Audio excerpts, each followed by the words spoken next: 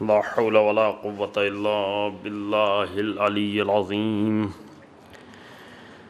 أعوذ بالله من الشيطان اللعين الرجيم. بسم الله الرحمن الرحيم.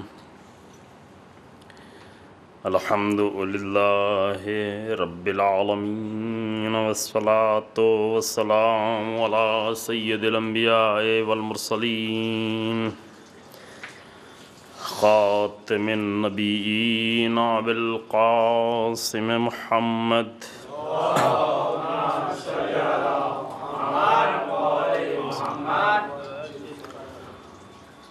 ثم الصلاة والسلام على أهل بيته الطيبين الأطهرين المعصومين المظلومين الذين أذهب الله عنهم الرجس وطهرهم تطهيرا.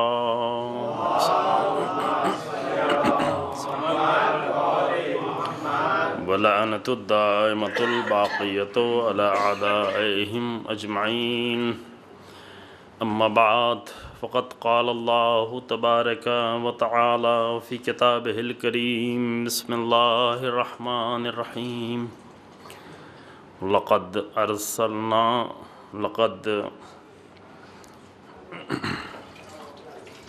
لقد كان لكم في رسول الله أسوة حسنة لمن كان يرجو الله واليوم الآخر وذكر الله كثيرا. صلی اللہ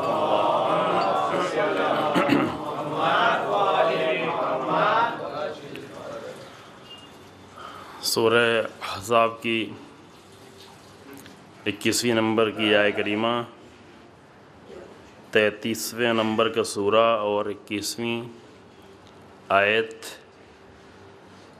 کی جس کی تلاوت کی جا رہی ہے رسول اللہ کی سیرت کے سلسلے میں، جس میں ارشاد ہوتا ہے کہ لقد کان لکم فی رسول اللہ اسوۃ حسنہ، ہم نے تمہارے لیے رسول اللہ کی ذات میں اسوہ حسنہ، حسین، خوبصورت، بہترین نمونہ عمل قرار دیا ہے،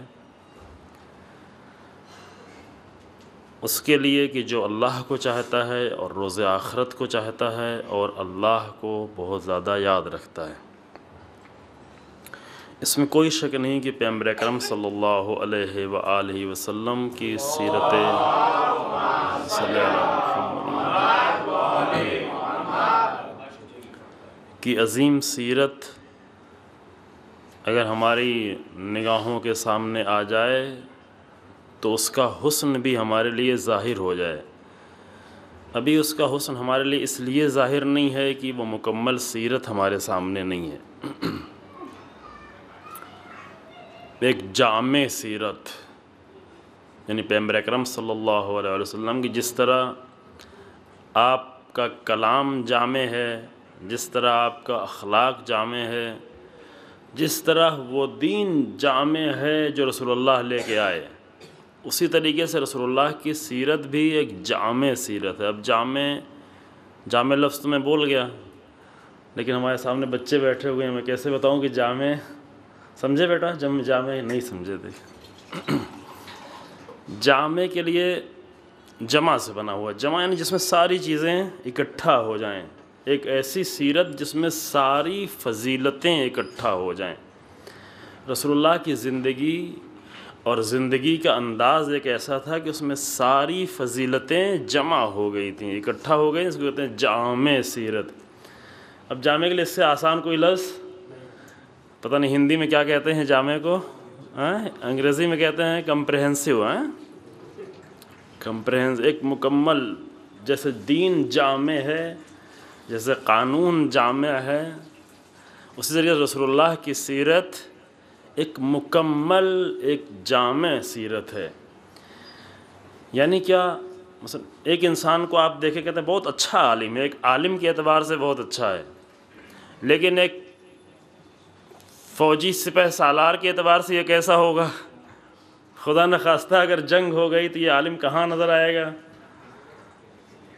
کہتے ہیں یہ جامع عالم تو نظر، ایک اچھا عالم تو نظر آ رہا ہے، عالم کی سیرت تو اس کے اندر ہے، لیکن ایک فوجی سپہ سالار کی سیرت نہیں ہے۔ گھر کے اندر وہ گھر کو اپنے کیسے مینج کر رہا ہے، سو ایک آدمی باہر بہت ہی اچھا ہے لیکن گھر کو کیسے مینج کر رہا ہے، ممکن ہے باہر کے اعتبار سے بہت اچھا ہو لیکن گھر کے اعتبار سے ایک مناسب انسان نہ ہو۔ سیاسی رہبری اس کی کیسی ہے، دینی رہبری کیسی ہے۔ مثلا ایک انسان ممکن ہے سیاسی اعتبار سے بہت ہی قوی ہو لیکن دین کے اعتبار سے بہت کمزور ہے، ایک آدمی دین کے اعتبار سے قوی ہو لیکن سیاسی اعتبار سے بہت ہی کمزور ہو۔ پیغمبر اکرم کی جو سیرت ہے وہ ہر اعتبار سے جامع ہے، یعنی ہر وہ خصوصیات، ہر وہ فضیلت، ہر وہ صفات کی جو ایک انسان میں کسی بھی جگہ پر ضرورت جس کی ہوتی ہے ہونا چاہیے، وہ سب پیغمبر اکرم صلی اللہ علیہ وسلم میں موجود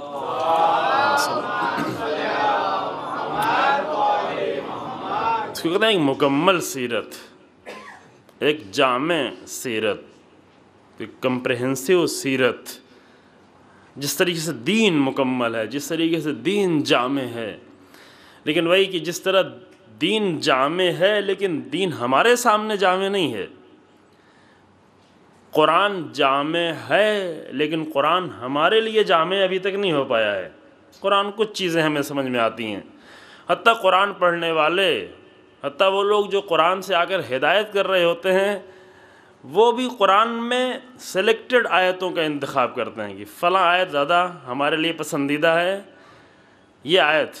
بعض دوسری آیتیں اس طرح سے وہاں سے گزر جاتے ہیں جیسے اس آیت سے کچھ لینے دینے ہی نہیں ہے، ایسے ہی اللہ نے نازل کر دی ہے، ایسے ہی ہے۔ یہ مشکل پیش آتی ہے، پتہ نہیں کیوں اللہ نے نازل کر دی، فرصت مل جائے تو اعتراض بھی کرتے آخر اللہ نے یہی کیوں آیت نازل کر دی۔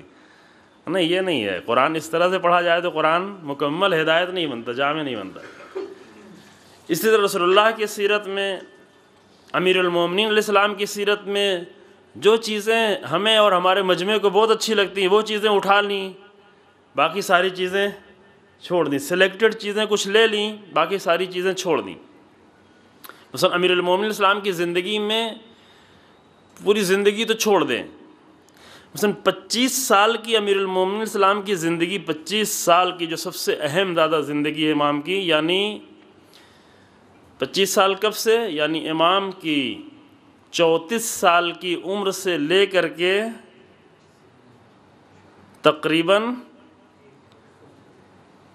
59 سال کی عمر تک کی جو زندگی امام کی، 58-59 سال کی عمر تک کی زندگی، 34 سے 59 سال، 58 سال کی جو زندگی ہے، اس زندگی کا ہمارے یہاں کوئی تذکرہ ہی نہیں ہے۔ اگر ہو تو آپ بتائیں، ایک دو دن نہیں ہے، 25 سال امیر المومنین کے، 25 سال کوئی ہمارے اور آپ کے نہیں، معمولی انسان کے نہیں۔ حضرت علی بن ابی طالب امیر المومنین علیہ السلام کے 25 سال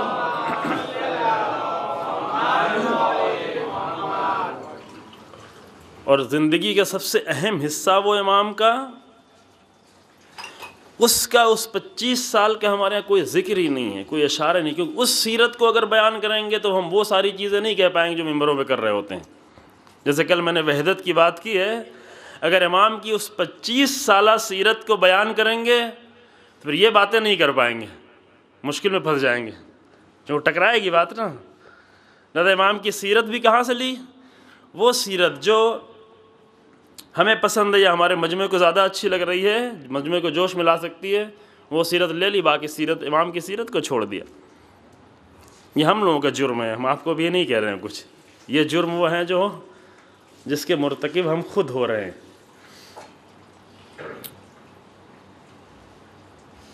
اور پھر دیگر ائمہ، اسی طریقے سے دیگر ائمہ کے ساتھ جو کچھ ہوا۔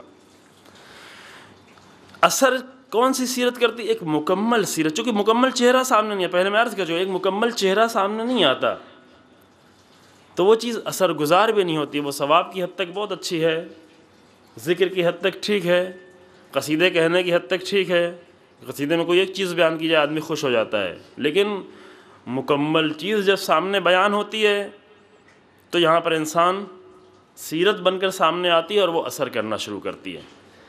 رسول اللہ کی زندگی میں ہم نے عرض کیا کہ 10 دنوں میں مکمل سیرت نہیں بیان ہوگی، لیکن ضرورت ہے کہ امت مسلمہ رسول اللہ کی امت کا فرد رسول اللہ کی مکمل سیرت سے آگاہ ہو، اور وہ سیرت زندگی میں اس کے گھر میں بھی اثر ڈالے گی، زندگی پہ اثر ڈالے گی، دین پر اثر ڈالے گی، ایمان پر اثر ڈالے گی، عزت پہ اثر ڈالے گی، فضیلتوں پہ اثر ڈالے گی، کیونکہ سیرتیں مجموعہ ہے فضیلتوں کا۔ اہل بیت علیہ السلام کی سیرت اور رسول اللہ کی سیرت ساری فضیلتوں کا مجموعہ ہے۔ ہم فضیلت اور فضائل کی باتیں کرتے ہیں، لیکن کون سے فضائل؟ وہی فضائل، منتخب فضائل، وہی ریپیٹ کر رہے ہوتے ہیں 1000 مرتبہ ہمارا مجمع اس کو سن لیتا ہے، لیکن ہزاروں فضیلتیں ہیں جو ذکر ہی نہیں ہوتی۔ تو جرمائیں کیوں؟ اس لیے کہ سلیکٹڈ چیز لیتے ہیں، قرآن سے سلیکٹڈ چیز لیتے ہیں، رسول اللہ کی ذات سے لیتے ہیں، اہل بیت سے منتخب چیزیں لیتے ہیں، کربلا سے منتخب چیزیں، کربلا سے وہی اٹھا کے لیں گے کہ جو ہمیں جنت دلا دے، باقی چیزیں کربلا میں جو ہماری دنیا بنا دے وہ نہیں لیتے۔ کربلا دنیا بنانے کے لیے ہے، کربلا عزت کی زندگی دینے کے لیے ہے، لیکن کربلا سے بھی نہیں۔ یہ مشکلات ہے، یہ ہماری اپنی مشکلات ہے۔ یہ اگر آ جائے رسول اللہ کی ایک وہی جامع سیرت اگر رسول اللہ کی آ جائے اہل بیت کی، تو نتیجہ کیا ہوتا ہے؟ میں ایک نمونہ آپ کے سامنے، بالکل زندہ سامنے کا نمونہ ہے، بہت دور آپ کو لے جاؤں گا تو سوچنے میں شاید مشکل ہو۔ مثلا امام خمینی رحمۃ اللہ علیہ نے کیا کیا آ کر؟ انہوں نے کوئی معجزہ دکھایا؟ معجزہ تو دکھا بھی نہیں سکتے تھے، کہ معجزہ جو ہے امام اور نبی دکھا سکتا ہے، ایک تو معجزہ نہیں دکھا سکتا، نہ کوئی معجزہ دکھا سکتے تھے نہ کوئی معجزہ دکھایا۔ دیکھیں، جو چیز یقینی ہے جس کو سب ماننے پہ مجبور ہیں وہ یہ ہے کہ اس انسان کے ذریعے سے بہت بڑی تبدیلی آئی، اس میں تو کوئی شک نہیں نا کسی کو، چاہے دوست ہو، چاہے دشمن ہو، چاہے ماننے والا ہو، چاہے ماننے والا نہ ہو، یہ سب ماننے کو تیار ہے، مجبور ہیں یہ کہنے کے لیے کہ اس بوڑھے انسان کے ذریعے سے نہ صرف شیعوں میں، نہ صرف مسلمانوں میں، بلکہ پوری دنیا میں ایک بہت بڑی تبدیلی آئی، اور یہ تبدیلی آتی جا رہی ہے۔ ابھی ایجپٹ کے لوگ کہتے ہیں اس تبدیلی میں وہاں کا کوئی اثر ہے، جو ہمارے ہاں تبدیلی آ رہی اس میں بھی اثر ہے، خود آ کر اعتراف کرتے ہیں۔ ایجپٹ ہو، تیونسیا ہو، یمن ہو، لیبیا ہو، یہ جتنے سارے ملک اور بحرین ہو، بحرین میں مومنین کو جو ولولہ مل گیا، اور ابھی تمام طاقتوں کے باوجود، مغربی طاقتیں، سعودی طاقتیں، ساری چیزیں مل کر وہ چند لاکھ مومنین کو نہیں بیٹھا پا رہی ہیں، 1.5 سال گزر گئے ہیں۔ کیوں؟ اس لیے کہ کچھ اثر ہے ان کے اندر۔ تو یہ تو ہر ایک مانتا ہے، اس سے کوئی انکار ہی نہیں کر سکتا کہ تبدیلی بہت بڑی آئی، اور تبدیلی آتی جا رہی ہے۔ یہ تبدیلی کہاں سے آئی؟ سوال میرا یہ، دیکھیں سیرت کی ہماری گفتگو چل رہی ہے، سوال ہمارا یہ ہے کہ کہاں سے یہ تبدیلی آئی؟ معجزہ کا معجزہ نہیں ہو سکتا، نہ دکھایا معجزہ، نہ معجزہ دکھا سکتے ہیں۔ علم کے ذریعے سے تبدیلی آ گئی، یعنی امام خمینی کے پاس علم بہت زیادہ تھا، اس لیے اتنی بڑی تبدیلی آئی۔ کا علم، اس میں کوئی شک نہیں کہ بہت زیادہ علم تھا، لیکن امام خمینی جیسا علم دوسروں کے پاس بھی ہے، دوسروں کے پاس بھی تھا، دوسروں کے پاس بھی ہے، بہت پہلے بھی رہا ہے۔ بہت بڑے فقیہ تھے، کہاں بہت بڑے فقیہ تھے، لیکن دوسرے بھی بہت بڑے فقیہ تھے۔ اگر فقہ کی وجہ سے تبدیلی آتی تو دوسرے بھی فقہ تبدیلی کر دیتے، اگر علم کی وجہ سے تبدیلی آتی تو دوسرے بھی تبدیل کر دیتے۔ تو فقہ کی وجہ سے تبدیلی نہیں آئی، یعنی نماز روزے کے مسائل سے تبدیلی نہیں آتی۔ ٹھیک ہے، کچھ لوگ آ جاتے ہیں نماز پڑھنے کے لیے، اس میں آنے کے بعد بھی کچھ پھر نکل بھی جاتے ہیں، بہت سارے نکل بھی جاتے ہیں۔ غسل و تیمم و وضو اور حیض و نفاس و جنابت کے مسائل سے معاشرہ نہیں تبدیل ہوتا، نہ کبھی تبدیل ہوا ہے۔ ضرورت ہے، یہ ضروری چیزیں ہیں انسان کی زندگی کے لیے، لیکن یہ چینج کہ آپ کے ذہن میں ہے نا یاد، جو رسول اللہ کے بارے میں دوسرے دن گفتگو کی تھی کہ رسول اللہ کتنے بڑے چینج، تبدیلی کے سبب بنے ہیں رسول اللہ کی ذات، اتنی بڑی عظیم تبدیلی، اور کیسے لوگوں میں۔ اگر اس ذات کے ذریعے، اس بوڑھے انسان کے ذریعے سے اتنی بڑی تبدیلی آ رہی ہے تو وہ تبدیلی کون سی تبدیلی ہے؟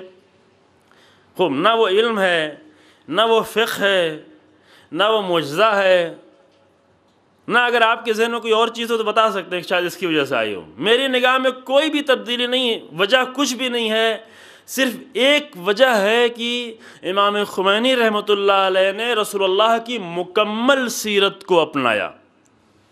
میں اس پہ غور کریے گا، میں جلدی سے کہہ کے گزر جا رہا ہوں، تعریف کو بھی آپ کو موقع، جو چیزیں سوچنے والی ہوتی اس میں آدمی تعریف نہیں کر پاتا. تعریف ہونے کے لیے ضروری کہ بہت ایسی ہلکی سی جلدی سے چیز ہو جو آدمی فوراً جو ہے، لیکن اگر سوچنا پڑے گا تو دو ہی کام ہو سکتا ہے نا، ذہن چلے گا یا ہاتھ چلے گا. خوب اس پہ آپ سوچیں کوئی اور چیز تھی اتنی بڑی تبدیلی کے سبب، کیا چیز سبب بنی؟ اسلام جو اپنایا، مکمل اسلام کو اپنایا، رسول اللہ کی سیرت کو، مکمل سیرت کو اپنایا، کربلا کو اپنایا تو مکمل کربلا کو اپنایا، جناب زہرا سلام اللہ علیہ کی مکمل سیرت کو اپنایا. جناب زہرا کی سیرت ہمارے یہاں نہیں بیان ہو پاتی، جناب زہرا نے کیا کیا ہے، کیا سیرت رہی ہے اس بیوی کی. مکمل اگر سیرت ہو، کچھ چیزیں بیان ہوتی لیکن مکمل نہیں بیان ہو پاتی. خوب امام خمینی رحمۃ اللہ علیہ کا جو معجزہ تھا وہ کوئی معجزہ، کوئی میریکل لا کر نہیں دکھایا ہے، کوئی حیرت انگیز چیز نہیں کی. ان کا سب سے بڑا ہنر اور سب سے بڑا معجزہ یہ تھا کہ رسول اللہ کی مکمل سیرت کو قبول کر لیا تھا، اپنا لیا تھا جامع دین کو. اور اس کا نام کیا رکھا تھا؟ اسلام ناب محمدی. صلوات پڑھیں آپ ذرا.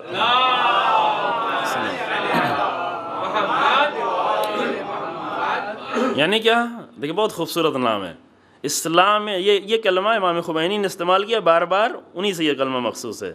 اور اب معلوم ہو گیا سب کو بہت زیادہ استعمال ہوتا ہے. جو کلمہ استعمال کیا زبان پہ نہیں، نعرہ نہیں لگایا تھا، ان کی پوری زندگی میں یہ عمل کیا تھا، بعد میں یہ کلمہ استعمال کیا، شروع میں استعمال بھی نہیں کیا تھا، پوری زندگی عمل کیا تھا. دیکھیں رسول اللہ کی سیرت میں سے ایک سیرت یہ ہے کہ رسول اللہ کسی بھی مسئلے کا حکم نہیں دیتے جب تک کہ خود عمل نہ کریں. کسی بھی رہبر کے لیے جو چیز ضروری ہے وہ کیا ہے؟ پہلے خود عمل کر رہا ہو، ہر ایک سے بہتر عمل کر رہا ہو، پھر دوسروں سے تقاضا کرے. یہ سیرت کا بہت اہم نقطہ ہے رسول اللہ کی سیرت کا. سب کچھ خود کیا، مکمل طریقے سے کیا. یہ نہیں کہ ہم تو اللہ کے رسول ہیں، ہم تو ساری فضیلتیں لے کے آئے، اللہ نے ہم کو بنایا، ہمیں کیا ضرورت ہے سب کرنے کی. نہ، سب کچھ خود رسول اللہ نے کیا. امام خمینی رحمۃ اللہ نے بھی یہ سیرت بنائی. کیا؟ یہ نہیں کہ صرف تقاضا کیا لوگوں سے، رسول اللہ کی سیرت پہلے خود اسلام جامع مکمل اسلام کو اپنایا اپنی زندگی میں، اور آخر میں لگا کہ بعد میں شاید میرے بعد لوگ اصلی اسلام کو، مکمل اسلام کو نہ سمجھنے پائے، مخالفت کریں، تو آخر میں بہت زیادہ اس کلمے کو استفادہ کیا، بہت زیادہ. یعنی آخر کے 2 سالوں میں بہت زیادہ اسلام ناب محمدی. یعنی کیا؟ یعنی رسول اللہ محمدی یعنی رسول اللہ، رسول اللہ کا ناب یعنی خالص. ناب اردو میں بولا جاتا ہے کبھی کبھی، شاعری کی دنیا میں کہتے ہیں شراب ناب، شاعر لوگ کہتے ہیں شراب ناب یعنی کیا؟ یعنی بالکل خالص والی شراب. شرابن طہورا جیسے کہا جاتا ہے، شرابن طہورا، شراب ناب یعنی خالص شراب، ناب یعنی بالکل خالص. اسلام ناب محمدی 3 لفظ ہیں. اسلام ایک تو ہو، دوسرے خالص ہو، تیسرے وہ اسلام کس کا ہو؟ وہ رسول اللہ کا اسلام. یہ 3 چیزیں جب جمع ہو جاتی ہیں تو نتیجہ کیا ہوتا ہے؟ نتیجہ یہ ہوتا ہے کہ چینج کرنے کا عمل اگرچہ بہت سخت ہے، لیکن اگر یہ 3 چیزیں آ کر آج کے ہمارے دور کا ایک انسان اپنا لیتا ہے تو وہ بھی نہ صرف ملکوں کو بلکہ پوری دنیا میں تبدیلی کا سبب بن جاتا ہے. جو اپنی نظروں سے دیکھ رہے ہیں، ایسی چیز نہیں جو قصہ ہے، ایسی چیز نہیں جو بیان کی گئی، ایسی چیز نہیں جو بتایا گیا، ہم دیکھ رہے ہیں جو اپنی نگاہوں سے. اور شاید اسی وجہ سے کہ اتنی بڑی تبدیلی کے سبب بنے، 2 طرح کے لوگ دشمن ہو گئے اس انسان کی. مجھے تعجب ہوتا ہے کہ ایسے انسان کی دشمنی کیوں کر رہے ہیں بھائی؟ ایسا پاکیزہ انسان، ایسا مخلص انسان، ایسا فقیہ انسان، ایسا مدبر انسان. طے نہیں کہ ہم امام خمینی کی یہاں پہ سیرت بیان کریں، لیکن چونکہ رسول اللہ کی سیرت اپنائی اس لیے میں کروں. آخر دشمنی کیوں ہے؟ ایک ایسا انسان جس سے امریکہ کو بھی دشمنی ہو، اسرائیل کو بھی دشمنی ہو اور ہمیں بھی دشمنی ہونے لگے تو تعجب کی بات ہے نا. یعنی مومنین میں سے بھی کچھ لوگ اٹھے وہ بھی دشمنی کرنے لگے بغض کی حد تک. تعجب کا مقام ہے نہیں. سوال پیدا ہوتا ہے کہ آخر کیوں ایسا ہے. مثلا پورے مغرب کو شدید دشمنی ہے, امریکہ کو شدید دشمنی ہے, اسرائیل کو شدید دشمنی ہے. اسرائیل ٹوٹ گیا صرف ایک کلمے کی وجہ سے. آج اسرائیل ٹوٹا ہوا محسوس کر رہا ہے خود ہی, صرف ایک کلمے کی وجہ سے. کیا کہا؟ ایک دن روز قدس, ایک دن ایسا ہونا چاہیے جو اسرائیل کے لیے یعنی فلسطین اور قدس کی آزادی کے لیے. ایک کلمہ اس بوڑھے انسان کی زبان سے نکلا اور وہ کلمہ بڑھتا گیا بڑھتا گیا بڑھتا گیا, پھیلتا گیا پھیلتا گیا. اگرچہ ابھی ہم تک بہت زیادہ نہیں پہنچا ہے قدس ڈے, تو ان کو تو نفرت ہونا چاہیے. اگر ان کو نفرت ہے تو ان کو حق ہے نفرت کرنے کا, ہے کہ نہیں؟ امریکہ کو ایران سے نکال کے باہر کیا گیا, جو آ کر ایران میں امریکن لوگوں کے کتوں کا زیادہ احترام تھے بجائے وہاں کے شاہوں کے حتیٰ. تو ان کو اگر نکالا گیا تو ان کو دشمنی کرنا حق ہے, ان کو صحیح واقعاً حق ہے, ان کو دشمنی کرنا چاہیے. امریکہ بھی دشمنی کرے اس کو حق ہے, اسرائیل بھی دشمنی کرے اس کو بھی حق ہے. سوال یہ ہے کہ مومنین کیوں دشمن ہوئے جا رہے ہیں؟ یہ ایک سوال. کیوں اندر سے بغض؟ کبھی وہ بغض کبھی ظاہر ہوتا ہے, کبھی ظاہر نہیں ہوتا. کبھی کبھی بہت زیادہ ظاہر ہو, چھپا چھپا چھپا چھپا ایک بیگ ظاہر ہونا شروع ہو جاتا ہے. جب تک چھپا رہتا ہے تب تک نفاق کی حالت میں پوشیدہ رہتا ہے. ابھی دو بڑا خطرہ منڈلا رہا ہے جو ہم محسوس کرنے, پتہ نہیں اگر آپ محسوس کر رہے ہیں تو کر رہے ہوں, شاید آپ نہ محسوس کر رہے ہیں. جو مومنین کے لیے خاص کر یہ بر صغیر جو ہمارا ہند و پاک ہے اور اس میں خاص کر کچھ شہر کچھ بستیاں, دو بڑے خطرات سے آئندہ کی نسل مومنین کی آئندہ کی نسل دو بڑے خطرے میں گرفتار ہونے والی ہے اگر نہ بچایا جائے. اگر ان کے لیے کچھ نہ کیا جائے تو دو بڑا خطرہ. ایک خطرہ ہے ملنگیت کا, بے دینی کا. یہ چھوٹا سا خطرہ نہیں, شاید ابھی آپ کو زیادہ محسوس نہیں ہو رہا ہو, لیکن بعض بستیوں میں بہت زیادہ محسوس ہونے لگا ہے, اپنے ہی ملک میں اور دوسرے ملک میں. مثلا پاکستان میں تو بہت زیادہ یہ خطرہ بڑھ کے بالکل ایک فرقے کی شکل بن گیا ہے, ایک فرقہ بن گیا ہے. اس حد تک فرقہ بن گیا کہ ایک دوسرے کی نمازوں میں بھی شرکت نہیں کرتے, اس حد تک بن چکا ہے. تو جو ہمارے ایک ملنگیت کا خطرہ ہے. ملنگیت یعنی ملنگیت سمجھ رہے ہیں, ڈیفائن تو نہیں کرنا پڑے گا نا ملنگیت یعنی کیا. نا صوفیت بھی اتنے خطرناک نہیں تھی. صوفی لوگ بے دین لوگ نہیں تھے, ناقص تھا ان کا دین لیکن بے دین نہیں تھے. ملنگ یعنی کیا؟ یعنی ہر ایک چیز سے آزاد, سب سے آزاد. جیسے یورپ میں ایک گروہ ہے لبرل لوگ, بالکل لبرل لوگ, بالکل آزاد, بالکل ہی آزاد. ایک ہوتی ہے ڈیموکریسی, ایک ہوتی ہے لبرل ڈیموکریسی. ڈیموکریسی میں یہ ہے کہ دین سے کچھ لینا دینا نہیں, دین کی کوئی اہمیت بھی نہیں, لیکن اگر کوئی دینداری کر رہا ہے تو ہم سے کیا لینا دینا کرنے. ڈیموکریسی یہ کہتی ہے دین کچھ کوئی حیثیت نہیں ہے, لیکن اگر کوئی دینداری کر بھی رہا ہے تو چلو کرنے دو, ڈیموکریسی. لیکن لبرل ڈیموکریسی یعنی کیا؟ لبرل ڈیموکریسی میں دین کی کوئی گنجائش نہیں ہوتی. کیوں؟ اس لیے کہ دین کہتا ہے کچھ چیزیں واجب ہیں, کچھ چیزیں مستحب ہیں. واجب یعنی پابندی, مستحب یعنی ہلکی سی پابندی. کچھ چیزیں حرام ہیں, حرام یعنی پابندی. کچھ چیزیں مکروہ ہیں. دین کہتا ہے یہ واجب, حرام, مکروہ, مستحب. لبرل لوگ کیا کہتے ہیں؟ کچھ نہیں, آزاد. یہ کیا واجب, یہ کیا حرام. اچھا لگتا ہے لوگوں کو, آزاد رہنا اچھا لگتا ہے. آزادی اچھی چیز ہے, لیکن انسانی آزادی اچھی چیز ہے, جانوروں جیسی آزادی اچھی چیز نہیں ہے. لبرل ڈیموکریسی انسان کو جانوروں جیسی آزادی دینا چاہتی ہے. وہ اپنے ٹریفک کے سسٹم کے بہت پابند ہوں گے, اس میں نہیں کہیں گے یہاں لبرل ہو انسان جس کے گاڑی سے جا کر ٹکرا دے, یعنی وہاں پابند ہیں. ٹریفک کے سسٹم کے ہیں, پابند ہیں. لیکن جب بات دین کی آتی کہتے ہیں آزاد آزاد آزاد ہونا چاہیے۔ ترکیہ میں جب کچھ سال پہلے ایک خاتون پریسیڈنٹ ہاؤس میں، ترکی جو مسلمان ملک ہے، پورا مسلمان ملک ہے، ترکی جہاں پہ عثمانی ایمپرر کا مرکز جو رہ چکا ہے، وہاں پہ چند سالوں پہلے ایک خاتون روسری پہن کر، یعنی مقنا، چادر بھی نہیں، صرف سر پہ مقنا باندھ کر وہ پریسیڈنٹ ہاؤس میں گئی، تو لاکھوں لوگوں نے آ کر احتجاج کیا کہ پریسیڈنٹ ہاؤس میں یہ مقنا پہن کر کیوں عورت چلی گئی؟ اگر آزاد ہے تو ہر انسان آزاد ہو، اپنے اعتبار سے عمل کرے۔ یہ آزادی بھی نہیں ہے، یہ دین کی مخالفت میں، ساری آزادی کا نعرہ اصل میں دین کی مخالفت کے لیے ہے۔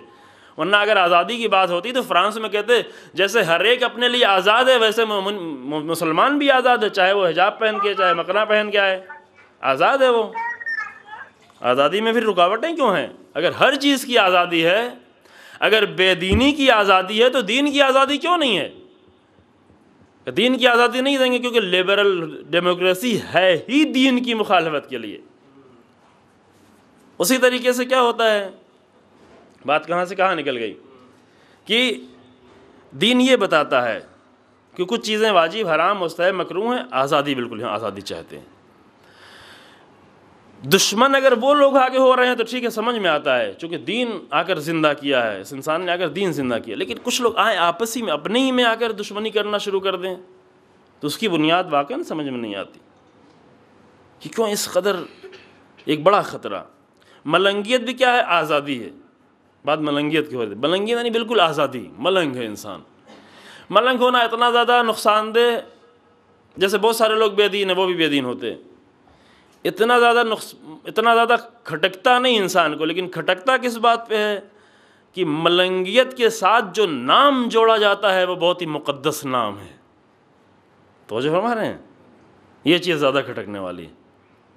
ایک انسان بے دین جا کے ہو جائے، ہم سے کیا لینا دینا، اپنے بال بڑھا لے یا ناخن بڑھا لے، جو کچھ کرنا چاہے کرے۔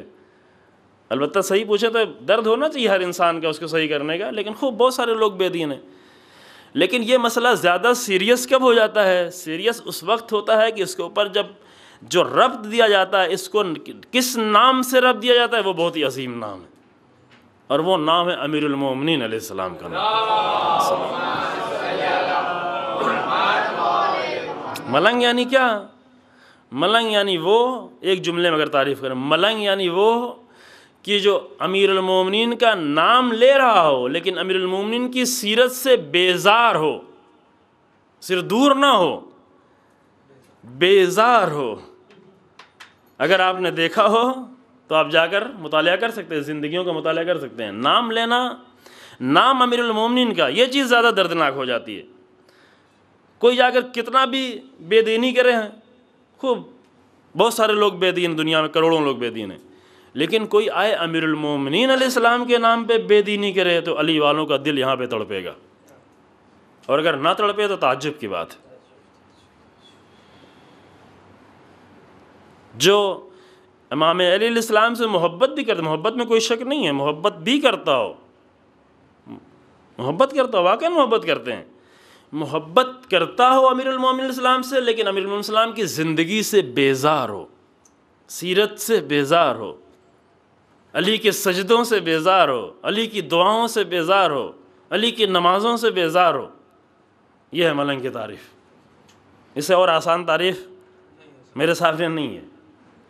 یہ خطرہ ہے، یہ خطرہ ابھی آپ کو کم محسوس ہو رہا ہو، لیکن دھیرے دھیرے اگر نہ کچھ کیا گیا، اگر نہیں بولا گیا، اگر آپ نے اپنے جوانوں کو نہیں روکا، اگر ان منبروں نے آ کر حق ادا نہیں کیا، اگر سکوت اختیار کیا گیا، اگر خاموش رہے، تو چند سالوں میں یہ خطرہ بڑھتا چلا جائے گا، چونکہ آزادی ہر ایک کو پسند ہے، خاص کر ایک ایسے زمانے میں جہاں ہر طرف مظاہر شیطنت ظاہر ہے انسان کے لیے، آزاد رہنا انسان کو پسند ہے۔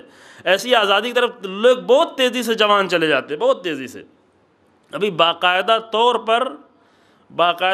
پر محرم میں، سفر میں، خاص دنوں میں برطانیہ سے لوگ بھیجے جاتے ہیں کہ جا کر ملنگیت پھیلائیں۔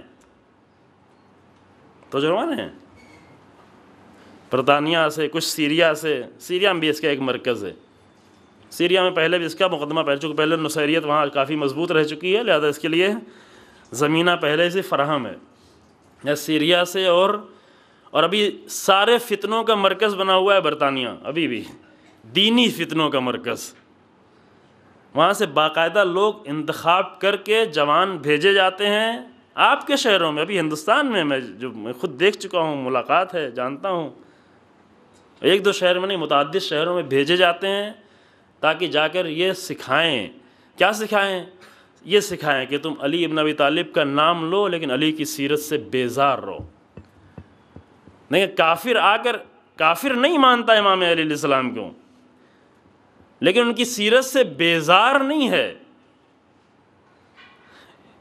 یہ چاہتا ہے، اس کی چاہت میں مجھے کوئی اعتراض نہیں ہے، شک بھی نہیں ہے. چاہتا ہے، واقعاً چاہتا ہے. ایک جوان ہے، دھوکہ کھایا ہوا ہے. اکثر جوان دھوکہ کھائے ہوئے ہوتے ہیں. لیکن دین کے نام پہ جو دھوکے دیے جاتے ہیں بہت ہی خطرناک دھوکے ہوتے ہیں. ہم یہ نہیں کہتے کہ وہ چاہتے بھی نہیں ہیں، نہ واقعاً چاہتے ہیں.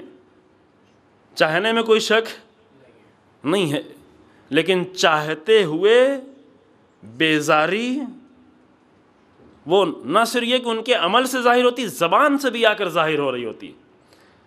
عجب بغض دین کا ہوتا ہے دلوں میں. ایک خطرہ یہ. دوسرا خطرہ کیا ہے؟ بہت نزدیکی خطرہ جو نظر آ رہا ہے. دوسرا خطرہ ہے نفاق کا. توجہ سے سنیں، یہ مسئلہ اہم ہے. ایک خطرہ ہے ملنگیت کا مومنین کے درمیان میں، اور سارے مومنین کی ذمہ داری اپنے جوانوں کو سب کو بچائیں اس خطرے سے. دوسرا خطرہ ہے نفاق کا. نفاق یعنی کیا؟ یعنی دین دیا جائے گا، دین پڑھائے، بے دینی نہیں. ملنگیت میں بے دینی ہے. ملنگیت میں دین کی طرف نہیں آنے دیا جائے گا. ملنگیت میں دین کی کوئی بات نہیں ہوگی. ملنگیت میں ایسی مجلس میں نہیں آیا جائے جہاں دین کی باتیں کی جائیں. آپ کے ملکوں میں یہ ہو رہا ہے. ملنگیت میں ایسی جگہوں پر نہیں بیٹھا جائے جہاں دین کا تذکرہ ہو. یہ ایک خطرہ ہے. لیکن نفاق میں یہ نہیں ہے. نفاق میں بے دینی نہیں سکھائی جاتی. اتفاق سے نفاق میں دین زیادہ سکھایا جاتا ہے. دین سکھایا جائے کہ دین کی باتیں ہوں گی لیکن اندر سے نفاق پوشیدہ ہوگا. یہ اور زیادہ خطرناک ہو جاتا ہے. یہ ظاہر میں بہت اچھا لگ رہا ہوتا ہے کہ دین ہے اور انسان دھوکہ بھی کھا جاتا ہے. چونکہ ابھی یہ زمانہ ایسا ہے کہ الحمدللہ جوان دین کی طرف راغب ہو رہے ہیں. آپ سب متوجہ ہوں گے اس کی طرف. جوانوں کو رغبت ہے دین کی طرف. چونکہ بے دینی نے اتنا تھکا دیا ہے انسان کو، محسوس کرنے لگا بہت ہی تھک گیا انسان بے دینی. چونکہ شیطانی کام انسان کچھ دن کرتا ہے، پھر اس کے بعد محسوس ہونے لگتا ہے. اس کی روح جب کھوکھلی ہونے شروع ہوتی ہے، پورا وجود کھوکھلا محسوس ہوتا ہے، تو انسان لگتا ہے کہ یہ چیزیں باطل ہیں، واقعاً باطل ہیں، محسوس کر لیتا ہے. تو ابھی آج کا جوان دین کی طرف راغب ہے، دین کی طرف آ رہے ہیں.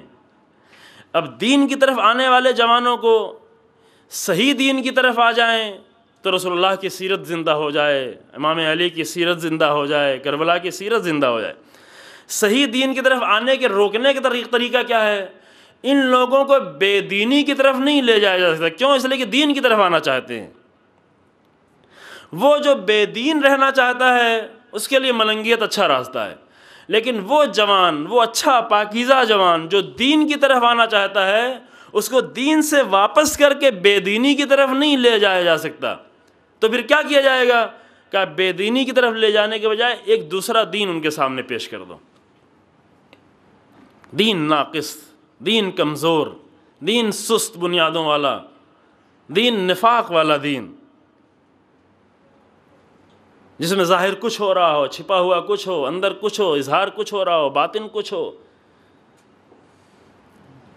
بات کسی فرد کی یہ نہیں ہے. بات یہ ہے کہ یہ خطرہ وہ ہے کہ جو پورے آپ کے بر صغیر میں محسوس ہو رہا ہے. اپنے اپنے شہروں میں سب محسوس کریں. اپنے بزرگ اپنے جوانوں کے لیے محسوس کریں. بزرگوں کے پاس جلدی آتے بھی کم آتے ہیں، جوانوں کے پاس زیادہ، چونکہ جوان زیادہ دین کی طرف راغب ہیں. رغبت ہے لوگوں کو دین کی طرف. تو لوگوں کو ایک ایسے دین، اور اس میں جو لوگ کر رہے ہیں وہ بیچارے بھی وہ اس میں غلطی پہ نہیں ہے، وہ خود نہیں کر رہے ہیں. جو اس میں انوالو ہیں جو لوگ، وہ بھی بیچارے آ کر خلوص میں یہ سارا کام کر رہے ہیں. توجہ فرما رہے ہیں؟ خلوص میں کر رہے ہیں. وہ جان کے نہیں کر رہے ہیں کہ ہم غلط کر رہے ہیں، اوپر کے ایک دو لوگ ممکن ہے ایسا کر رہے، جان بوجھ کے سب کچھ کرتے ہیں. جیسے دوسرے فرقے ہیں، دوسرے فرقے کے ہر لوگ جو غلط عقیدہ رکھتے ہیں وہ جان کے یہ غلط عقیدہ نہیں رکھتے کہ یہ صحیح ہے اور پھر بھی ہم غلط ہیں، نہ، بڑے خلوص سے وہ غلط عقیدے پہ باقی رہتے ہیں. دوسرے لوگ، وہی حالت ہماری بھی ہے، یعنی ہمارے جوان بھی ہیں، چاہے اوپر تک چلے جائیں، اوپر تک لوگ بڑے خلوص سے یہ کام کر رہے ہیں، ان کے خلوص میں کوئی شک نہیں ہے، بڑے مخلصانہ طریقے سے. لیکن عزیزو، دین میں تنہا خلوص کافی نہیں ہے. یہ بات میں کہیں عرض کر چکا ہوں، پتہ نہیں یہاں یا کہیں، کہ دین میں تنہا خلوص کافی نہیں ہے. اگر دین میں صرف خلوص ہوتا کافی تو دنیا کا ہر دیندار انسان کسی بھی دین کے سامنے جب جاتا ہے تو پورے خلوص سے جاتا ہے. بتوں کے سامنے جا کے کھڑا ہوتا تو پھر بھی پورے خلوص سے جا کے کھڑا ہوتا. خلوص میں کوئی شک نہیں ہے اس کے. توجہ فرمائیں یہ نقطہ. آپ خود دیکھتے مہینے پیدل چلتے ہیں، پیروں میں چھالے پڑتے ہیں، کہاں جا رہے ہوتے ہیں؟ باطل کے سامنے جا رہے ہوتے ہیں. باطل کے سامنے پورے خلوص سے جا رہے ہوتے ہیں. شاید ہم سے اور آپ سے زیادہ مخلص ہوں وہ. اگر ان کے خلوص کو جا کے چیک کریں تو شاید ہم سے اور آپ سے زیادہ مخلص ہوں، واقعا ہم سے زیادہ مخلص ہوں. ابھی بتایا کہ ایک جگہ پر اتنا سونا ہے کہ پوری حکومت اس سے خریدی جا سکے. یا اگر عورتیں اپنا سونا، ہم نام نہ لیں بہتر ہے چونکہ ریکارڈ بھی ہو رہا ہے، یہ کیوں اٹھا کے اپنا سونا؟ عورتیں جن کو سونا سب سے زیادہ پسند ہے. سب کچھ پسند ہے یا نہیں؟ بزرگ لوگ جانتے ہوں گے، بچے نہیں جانتے، جن کی شادی نہیں ہوئی وہ بھی یہ بات نہیں جانتے. سونا جتنا ملتا چلا جائے کم ہے سونا. لیکن دین کے نام پر کتنا خلوص ہے کہ اپنے سونے اٹھا کر جا کر چڑھا دیتی ہیں. لیکن ان کے خلوص میں ذرہ برابر شک نہیں ہے، مخلص لوگ ہیں. کرسچینٹی میں ایسے لوگ جو اپنے پورے جسم میں جا کر نہیں معلوم کیا کیا ہتھیار چبھا لیتے ہیں. جناب عیسیٰ کو سولی چڑھائی گئی تو اگر اپنے ہاتھوں میں کیلے کھوس چبھاتے ہیں، اپنے جسم میں چبھاتے ہیں. تصویریں موجود، شاید ہمارے لیپ ٹاپ میں پہلے تھی، پتہ نہیں ابھی موجود ہے کہ نہیں موجود. پورے جسم کو بالکل چھلنی کر ڈالتے ہیں. اگر خلوص نہ ہو تو یہ کام نہیں کر سکتے. ان کے خلوص میں ذرہ برابر شک نہیں ہے. لیکن عزیزو، دینداری کے لیے تنہا خلوص کافی نہیں ہے. دینداری کے لیے کیا چاہیے ہے؟ خلوص کے ساتھ ساتھ معرفت چاہیے ہے. وہ معرفت جو بتا سکے کہ نفاق میں اور حق میں فاصلہ کیا ہے، پہچانوا دے انسان کو. قرآن کی ایک آیت جو ماہ رمضان کے سلسلے میں اس کا آخری لفظ کیا ہے؟ شہر رمضان الذی انزل فیہ القرآن ہدی للناس وبینات من الہدی والفرقان. یہ آپ دعا میں بار بار پڑھتے ہیں، روزانہ دعا میں پڑھتے ہیں. قرآن کی آیت کہتے ہیں فرقان. فرقان کے معنی کیا ہیں؟ فرقان، دیکھیں یہ دعا صرف ثواب کے لیے نہیں پڑھیں، خدا کے لیے میں بار بار یہی کہہ رہا ہوں، ثواب چھوڑیں اللہ کے اوپر. یہ جو بار بار آپ پڑھتے ہیں فرقان فرقان فرقان، فرقان کس لیے؟ کیا معنی فرقان کے؟ کیوں دعا میں لا کے رکھا گیا؟ فرقان یعنی فرق کا لفظ بولتے ہیں نا، فرق کا اس میں اور اس میں فرق ہے. اردو لفظ بولتے ہیں نا، یہ عربی سے آیا ہے. فرق ہی سے فرقان ہے. فرقان یعنی کیا؟ یعنی جدائی ڈال دینے والا، فرق کر دینے والا، اس سے جدا کر دینے والا. فرقان یعنی کیا؟ یعنی صحیح اور غلط کے درمیان میں فرق پیدا کر دینا، حق و باطل کے درمیان میں فرق پیدا کرنا.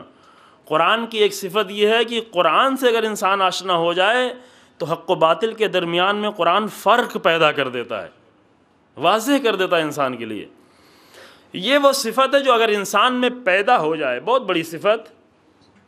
اگر یہ صفت انسان میں نہیں ہو، سب کچھ ہو، دین ہو، دینداری ہو، نماز ہو، روزے ہوں، سجدے ہوں، سب کچھ ہو، لیکن فرقان اگر انسان میں نہیں ہو، فرق نہیں کر پا رہا ہو، تو اس کے ساری دینداری خطرے میں ہے، کبھی بھی چھن سکتی. جو فرق ہی نہیں اس کو معلوم ہے، جیسے فرق نہیں معلوم ہے، فرقان نہیں ہے. لہذا انسان کہیں سے اپنی کمی بھی کر لے کوئی مشکل نہیں ہے، لیکن ایک کام کوشش کرے کیا؟ اپنے اندر فرقان پیدا کرنے کی، فرقان کی صفت، فرق آ سکے، فرق سمجھ سکے حق و باطل کے درمیان. چونکہ بہت باریک راستہ ہوتا ہے، کفر کا راستہ بہت ہی واضح راستہ، لیکن نفاق کا راستہ بہت ہی باریک ہوتا ہے، انسان نہیں پہچان پاتا. اس لیے میں نے عرض کیا کل آپ کے سامنے کہ نفاق کے لیے کتنی آیتیں آئیں؟ 14 آیتیں ایک ساتھ. پھر پورا سورہ منافقین، سورہ آل عمران میں جگہ جگہ پر منافقین.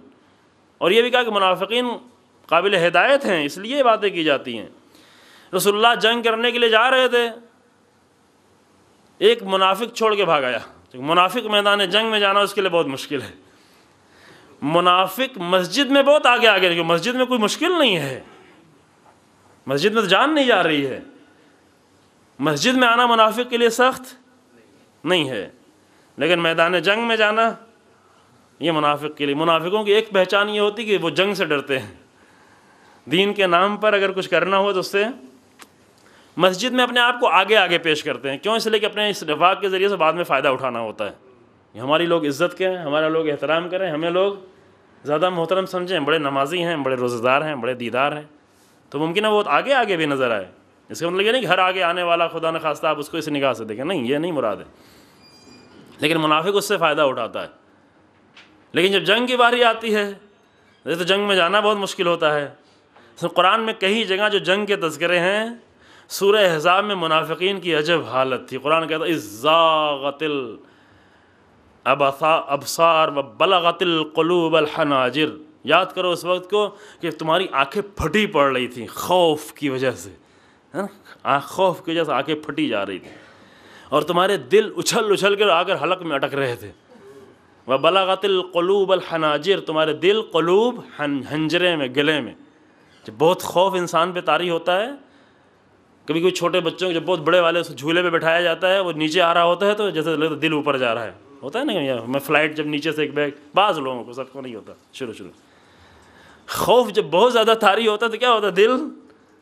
قرآن نے وہ بالکل نقشہ کھینچ دیا کہ منافقین کی حالت یہ تھی کہ زاغت الابصار وبلغت القلوب الحناجر. دل اچھل اچھل کر. منافق جنگ سے وہ ڈرتا ہے، جنگ کے نام سے ڈرتا ہے، لہذا وہ واپس آ گیا، بھاگ آیا. رسول اللہ نے سزا دی. کیا سزا دی؟ سزا یہ دی کہ اس سے کوئی بولے نہیں. مومنین کی تعداد زیادہ تھی، رسول اللہ نے سزا دی کہ اس منافق سے کوئی بولے نہیں. کبھی کبھی الٹا بھی ہو سکتا ہے، منافقین کی تعداد زیادہ ہو جائے، وہ مومنین کے اوپر پابندی لگا دیں، یہ بھی ہو سکتا ہے. اگر تعداد ان کی زیادہ ہوگی، خطرات ہوتے ہیں، بعید نہیں ایسے آ جائے، امکانات ایسے ہو جائیں کہ وہ منافقین کے اوپر پابندی، مومنین کے اوپر پابندیاں لگائیں.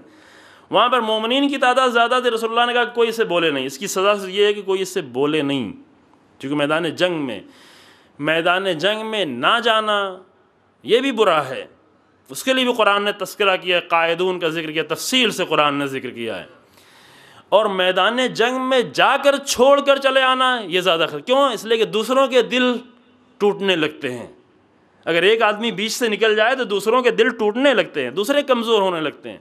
یہ چھوڑ کے بھاگ آیا وہاں سے.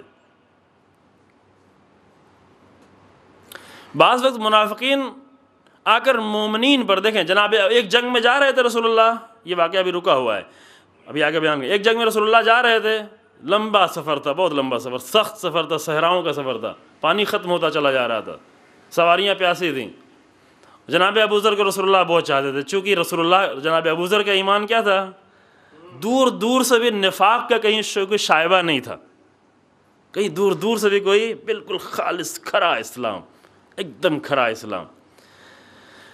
جب رسول اللہ آگے پہنچے اور جا کر ایک جگہ پہ ٹھہرے، دیکھا پورا لشکر تو ہے، جناب ابوذر نہیں ہے.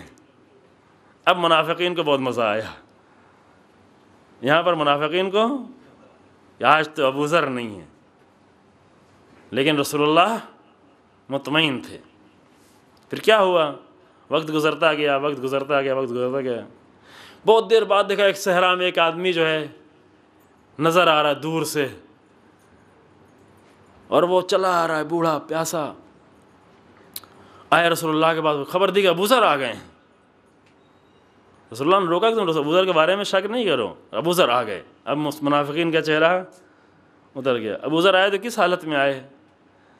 ابوذر آئے پیاس سے ان کا ہونٹ خشک ہوا جا رہا تھا. مشکل ان کی کیا ہوئی تھی؟ مشکل یہ تو ان کا بیچارہ اونٹ بہت بوڑھا تھا، لشکر تیزی سے آگے بڑھتا چلا گیا، ان کا اونٹ ساتھ نہیں دے پایا، پیاسا تھا، اور یہاں تک کہ چلتے چلتے ان کا اونٹ بیٹھ گیا. چاہا کہ چلے، لیکن جب نہیں چلا تو ابوذر تو نہیں ہے کہ رسول اللہ کے لیے، اونٹ کے لیے رسول اللہ کو چھوڑ دیں. ابوذر ایسا انسان نہیں ہے کہ اب اونٹ بیٹھ گیا اونٹ کی جان بچائیں اور رسول اللہ کو چھوڑ دیں، نہیں، جناب ابو ذر نے پہلے کوشش کی کہ اونٹ کو بچا کے لے کے چلیں، جب اونٹ آگے نہیں بڑھ پایا تو اونٹ کو چھوڑ دیا اور خود پیدل چل پڑے۔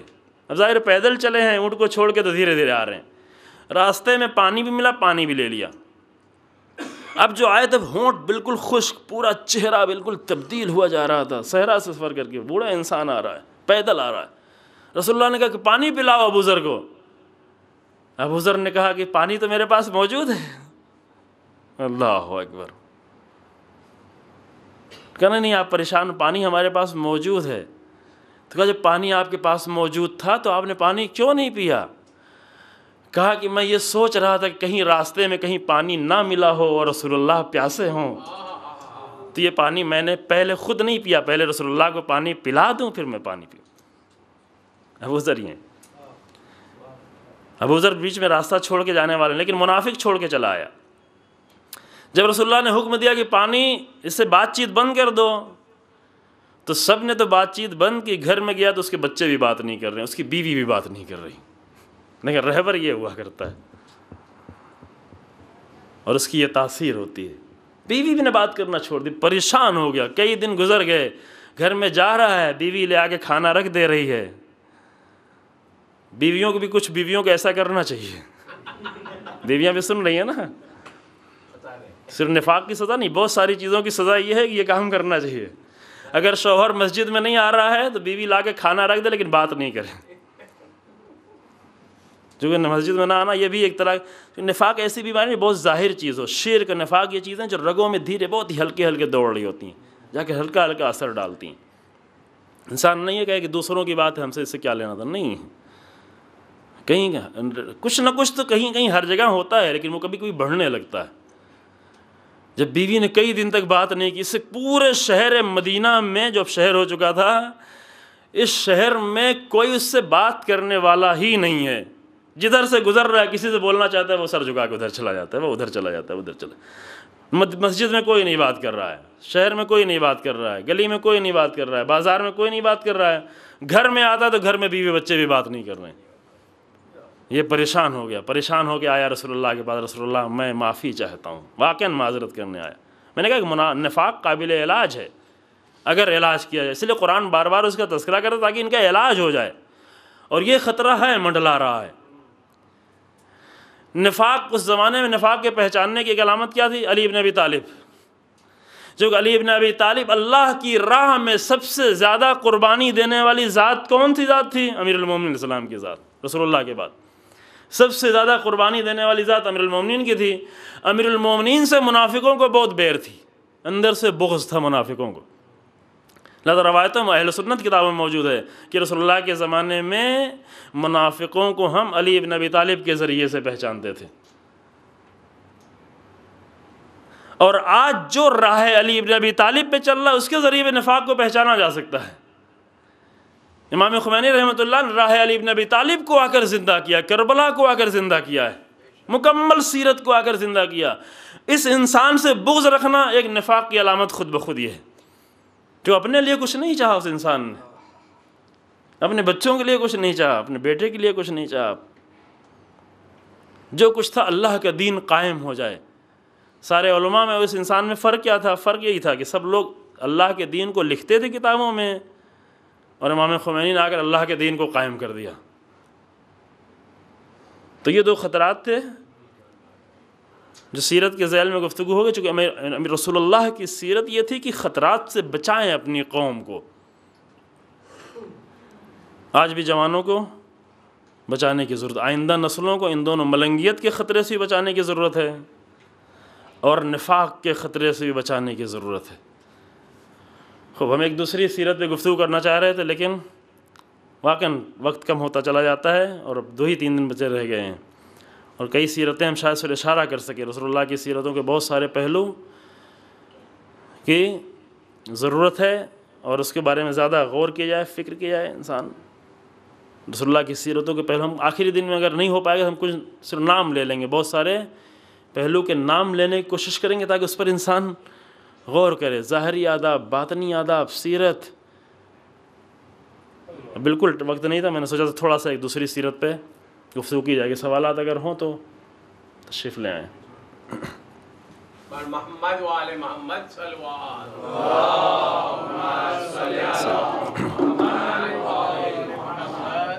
نعرہ حیدری. السلام علیکم. وعلیکم السلام. اگر سب سے پہلے آپ نے کل ایک ناسبی کے حوالے سے کچھ کہا تھا، تو ناسبی کا کیا معنی، مطلب اس کے معنی پہ ذرا تھوڑا سا. جی، ناسبی کا لفظ کل استعمال کیا تھا. ناسبی وہ ہوتا ہے کہ جو اہل بیت علیہ السلام سے بغض رکھتا ہو، وہ ناسبی ہو گیا. ناسبی کا حکم بالکل برابر ہے، کافر کے برابر ہے، حتیٰ کھانا پینا سب کچھ جو بغض رکھتا ہو. لیکن یہ حق کسی کو حاصل نہیں کہ ہر ایک کو کہنے لگے یہ ناسبی ہے، یہ ناسبی ہے، ناسبی. میں نے کل عرض کیا کہ نہیں، عام طور سے تمام مسلمانوں میں اہل بیت کی محبت ہے، اہل بیت سے محبت ہے. ممکن ہے ہم سے دشمنی ہو کسی کو، لیکن اہل بیت کی محبت سے نہیں خالی ہیں. مسلمان محبت کرتے ہیں اہل بیت سے، چاہے وہ سعودی عرب کا مسلمان ہو، چاہے مصر کا مسلمان ہو، چاہے آپ کے ہندوستان کا مسلمان ہو. اکثر مسلمانوں کی تعداد اہل بیت کی ان کے دلوں میں محبت ہے. لیکن ہیں بعض لوگ ایسے ہیں، اس میں کوئی شک نہیں کہ وہ اہل بیت سے بغض رکھتے ہیں. ان کے بیان سے، ان کے کلام سے، ان کی تحریر سے واضح ہو جاتا ہے یہ انسان ناسبی کی منزل میں ہو گیا. ناسبی کا حکم بالکل کافر جیسا. اگر پہلی مجلس میں آپ نے کچھ بولا تھا اس کے دروازے کے بارے میں، آپ نے بولا تھا کہ اہل بیت کا دروازہ بند تو اللہ کا دروازہ بند، ایسا کوئی آپ نے اسٹیٹمنٹ دیا تھا جس کے اوپر کوئی مطلب وضاحت اس کی ذرا. ایک دو لوگوں نے اور بھی سوال کیا. مجھے یہ لگتا ہے کہ اگر اس طرح کی باتیں، کبھی کبھی ایسا ہوتا ہے کہ شاید ہم بہت زیادہ وضاحت نہیں کر پائے ہوں، یہ بھی نہیں معلوم. اگر سب کو یہ بات ایسی سب کے لیے سوال ہے تو میری کمی ہے، یعنی میں نے وضاحت نہیں کی. لیکن اگر ایک دو لوگوں کو یہ مسئلہ پیدا ہوا ہے تو یا تو انہوں نے غور سے سنا نہیں ہے، یا اصلاً سنا ہی نہیں، خالی دوسرے سے سن لیا ہے. کبھی کبھی یہ بھی ہوتا ہے، ایک آدمی خود نہیں سنتا بلکہ دوسرے سے سنتا ہے، پھر کہا بھی جائے پھر بھی آگے نہیں سنتا، اور زبردستی جو ہے بولنا شروع کرتا ہے، ذہنوں کو خراب کرنا. گزارش یہ ہے کہ اگر اس طرح کی کوئی بات ہو تو واقعاً پوچھ لیں، پہلے ہی پوچھ لیں یہیں پر. ایسا نہ ہو کہ 2 دن بعد ہم چلے جائیں یہاں سے، پھر کچھ ایسے مسئلے پیدا ہوں، پھر کسی دوسرے کو جا کر پریشان کریں. دوسرے کو پریشان نہیں کریں. حتیٰ یہاں پہ یہ بھی کہا گیا کہ بیچ میں بھی اگر سوال کوئی ہے تو بیچ میں بھی پوچھ سکتے ہیں. اتنا کوئی مسئلہ یہاں پر، یہاں ہمارے کوئی ایسے روانی میں کوئی خلل پیدا ہونے والا ہے، ایسے ہی ہماری روانی جو ہے کوئی روانی نہیں ہے نا. بیچ میں پوچھ سکتے ہیں، آخر میں پوچھ سکتے ہیں. بھولنے کے خوف ہو تو پہلے ہی پوچھ لیں، بعد میں پوچھ لیں. دن میں یہاں پر عام طور سے ہوتے ہیں، کوشش ہوتی ہے. البتہ آج 2 دن پروگرام تھا، باہر نہیں تھے، لیکن ہوں گے یہاں پہ. دن میں بھی ہوتے ہیں، نماز کے بعد ہوتے ہیں. ایسے اگر سوالات ہوں تو واقعا اگر اچھی طریقے سے پوچھ لیں. جو میں نے عرض کیا تھا وہی کیا تھا کہ لکم کے معنی بتا رہے تھے کہ اللہ نے لقد کان لکم فی رسول اللہ اسوۃ حسنہ، اللہ نے یہ دروازہ ہمارے لیے، لکم کا مطلب ایک آپ کے لیے ہے. اللہ نے رسول اللہ کی سیرت ہمارے لیے ہے. یا امیر المومنین السلام نے نہج البلاغہ میں فرمایا کہ ہماری سیرت، ہم سیرت ہیں. یا امام حسین علیہ السلام نے اپنے خط میں فرمایا کہ لکم فی اسوہ، میری ذات میں تمہارے لیے، وہی کلمہ لفظ ایک ہی ہے، میری ذات میں تمہارے لیے اسوہ ہے. یا قرآن نے جناب ابراہیم کے لیے فرمایا کہ جناب ابراہیم ان کے ساتھی تمہارے لیے اسوہ ہیں. یعنی کہ یہ دروازہ وہ ہے جو ہمارے لیے کھول دیا گیا ہے، یعنی اس سے ہمیں استفادہ کرنا ہے. مثلا یہاں پہ مسجد میں ایک بند جگہ پر بہت اچھی بریانی پکا کے رکھی ہو جو بچوں کو زیادہ سمجھ میں، بہت اچھے کھانے، بڑے اچھے لذیذ غذائیں رکھی ہوں، اور کئی دروازے ہوں لیکن سارا دروازہ بند ہو، ایک دروازہ کھلا ہو، تو نادان ہے وہ انسان جو بند دروازے پہ جائے، بھوکا بھی ہو اور بند دروازے پہ کھڑا ہو. کھلے ہوئے دروازے پہ آئے، استفادہ کرے اس سے. رسول اللہ کی ذات میں ہماری روح کے لیے بہت ساری غذائیں ہیں، بہت ہی لذیذ غذائیں ہیں، لیکن روح کے لیے وہ غذا ہمیں کہاں ملے گی؟ رسول اللہ کی ذات میں، سیرت میں، اہل بیت علیہ السلام کی سیرت میں، امام حسین علیہ السلام کی سیرت میں. وہ ہے جو چیز ہمارے لیے بند ہے. وہ کیا بتایا تھا جو نہیں سمجھ میں آئی بعض لوگوں کو؟ وہ یہ تھی کہ مثلا اہل بیت علیہ السلام کا حقیقی مقام کیا ہے، یہ دروازہ ہمارے لیے بند ہے. واقعی ہم نہیں سمجھ سکتے کہ کیا مقام ہے. جتنا بتا دیا کہ اس پہ ایمان ہمیں رکھنا ہے، لیکن اگر ہم یہ جاننا چاہیں کہ واقعاً امام علیہ السلام کیا ہیں، یہ ہم اپنے ناقص علم سے نہیں سمجھ سکتے۔ رسول اللہ کی ولایت کا مقام کیا ہے، بس ہمیں ان کی ولایت پر ایمان رکھنا، لیکن ہم نہیں سمجھ سکتے کہ ولایت کا اصل درجہ کیا ہے۔ اصل ولایت کے ایک قدم بھی ہم نے نہیں اٹھائے ہیں۔ ولایت ایک ایسا راستہ جس میں سب کو چلنا ہے، ہم نے ایک قدم بھی نہیں اٹھایا ہے اور آخری قدم جا کر دیکھنا چاہتے ہیں، نہیں سمجھ سکتے۔ بند ہونے کا مطلب یہ کہ ہم سمجھ نہیں سکتے، بند ہونے کا مطلب یہ کہ ہمارے اندر اتنا علم نہیں ہے۔ قرآن کی آیت پڑھی تھی آپ، وما اوتیتم من العلم الا قلیلا، تمہارے اتنا علم نہیں ہے۔ رسول اللہ نے، جبریل نے کہا کہ لو دنوت انملۃ لاحترقت، اگر میں ایک انگل کے برابر اور آگے بڑھ جاؤں تو جل جاؤں گا۔ اس کے بعد کیا معاملہ ہے اللہ اور رسول کا، ہم نہیں سمجھ سکتے، ہم صرف قیاس آرائیاں کر سکتے ہیں۔ تو مجھے فرما رہے ہیں ہم نہیں سمجھ سکتے واقعاً کیا مقام ان کا ہے، ان کی نبوت کا اصلی مقام کیا ہے، ان کی ولایت کا، ان کی ذات کا اصلی مقام، ان کے وجود کا اصلی مقام کیا ہے۔ دروازہ بند ہونے کا مطلب یہ کہ نہیں ہمارے سمجھ کے باہر ہے، اسے ہم سمجھ نہیں سکتے۔ جو دروازہ کھلا ہوا ہے وہ کیا ہے، رسول اللہ کی سیرت، وہ ہم سمجھ سکتے ہیں۔ رسول اللہ کی سیرت سمجھنا ہمارے لیے کوئی مشکل نہیں ہے، امام علیہ السلام کی سیرت سمجھنا یہ ہم سمجھ سکتے ہیں۔ البتہ کسی حد تک جتنا ہمارے اندر ظرفیت ہے وہ بھی شاید ہم آخر تک نہیں پہنچ پائیں، لیکن یہ دروازہ ہمارے لیے کھول دیا گیا کہ تم سمجھتے جاؤ بڑھتے جاؤ، سمجھتے جاؤ بڑھتے جاؤ۔ ٹھیک ہے، ممکن ہر ایک سلمان اتنا آگے نہ بڑھ پائے، سلمان بھی سلمان تک پہنچے تو رسول اللہ کی سیرت پہ چل کے پہنچے ہیں، امام علیہ السلام کی سیرت پہ چل کے وہاں تک پہنچے ہیں۔ سیرت ہی میں تمام فضیلتیں بھی ہوتی ہیں۔ میں نے آپ کے سامنے سیرت یعنی کیا، یعنی زندگی کا طریقہ، زندگی کا طریقہ فضیلتوں سے، اہل بیت علیہ السلام کی زندگی کا طریقہ کیا ہے، وہ فضیلتوں سے بھرا ہوا ہے۔ تو یہ سیرت کا دروازہ کھلے گا تو فضیلتیں بھی سامنے نظر آئیں گی، سیرت بھی نظر آئے گی، انداز زندگی بھی سیکھیں گے اور فضیلتوں سے اپنی زندگی کو مزین بھی کر لیں گے، چونکہ فضیلتیں آ کر مزین کرتی ہیں انسان کی زندگی کو۔ کافی ہے اتنا، اگر اور بھی ہوگا تو ابھی 2 دن اور باقی ہیں۔ جی، امام علی علیہ السلام کی محبت ایمان کی پہچان ہے۔ اگر ہم علی علیہ السلام سے پہلے نہ کریں یا علی علی تشہد میں نہ کہیں، یہ ایمان، اس سے مطلب یہ پتہ چلتا ہے کہ ایمان نہیں ہے۔ دیکھیں یہی وہ خطرات تھے جو دھیرے دھیرے آ رہے ہیں آپ کے پاس، ہمیشہ رکھیے، یہ سب ملنگیت کی علامتیں ہیں، آ رہے ہیں دھیرے دھیرے نا۔ توجہ فرمایا آپ نے، بہت تیزی سے رائج ہے، اسی بنیاد پر فرقہ بن گیا ادھر پاکستان میں، جدا ہو گئے، بالکل جدا ہو گئے، نمازیں جدا ہو گئیں۔ امام علیہ السلام کی محبت، خوب یہ امام علیہ السلام نے خود ہی فرمایا، امام نے خود کیا فرمایا، فرمایا کہ میری محبت، منافق کے دل میں میری محبت آ نہیں سکتی، مومن ہی کا دل میری محبت کے لیے۔ کیا فرمایا، فرمایا کہ لو سببت الارض، یہ میں روایت پڑھ چکا، نہج البلاغہ کا جملہ ہے، فرمایا کہ لو ضربت خیشوم المومن بسیفی ھذا الی ان یبغضنی ما ابغضنی، اگر میں مومن کی ناک پر جا کر اس تلوار سے ماروں، ناک پہ، ناک بہت ہی سینسٹیو حصہ ہے جسم کا، ناک پر اگر جا کے مومن کے تلوار سے ماروں کہ تو مجھ سے بغض کر، کیوں بغض نہیں کرتا مجھ سے، تو مجھ سے بغض نہیں کر سکتا، مومن مجھ سے بغض نہیں کر سکتا۔ وَلَوْ سَبَبْتُ الْعَرْضَ بِجَمَّاتِهَا عَلَى الْمُنَافِقِ عَلَىٰ أَن يُحِبَّنِي مَا أَحَبَّنِي، اگر پوری دنیا کا خزانہ لا کے منافق کی آگوش میں ڈال دوں، اب تو مجھ سے محبت کر، کیا تجھ سے میری دشمنی کیا ہے، تو وہ بھی مجھ سے ہے محبت نہیں کر سکتا۔ خب اس میں کوئی شک نہیں ہے کہ ایمان، لیکن وہ کلمہ نے آپ کے سامنے بیان کیا کہ محبت کے درجات ہیں، یعنی کہ ساری محبت ایک جیسی ہے۔ جناب سلمان کی محبت ہماری محبت جیسی نہیں ہے، ہر آدمی آ کر علی علی کہہ کے سلمان بننا کا دعویٰ نہ کرنے لگے کہ ہم بھی اب سلمان ہو گئے، محبت ہم بھی بہت سارے ملنگ لوگ بہت محبت کرتے ہیں، لیکن سلمان کے قدموں کو بھی نہیں۔ کیوں؟ اس لیے کہ صرف ناموں سے محبت ہے، ذات سے محبت نہیں ہے، کردار سے محبت نہیں ہے، سیرت سے محبت نہیں ہے، طرز زندگی سے محبت نہیں ہے۔ محبت ایک مکمل جو محبت ہوتی ہے، صرف ناموں کی حد تک محبت، اس محبت کی کوئی حیثیت نہیں ہے، نام کی حد تک صرف محبت ہو، کھانے پینے کی حد تک محبت ہو۔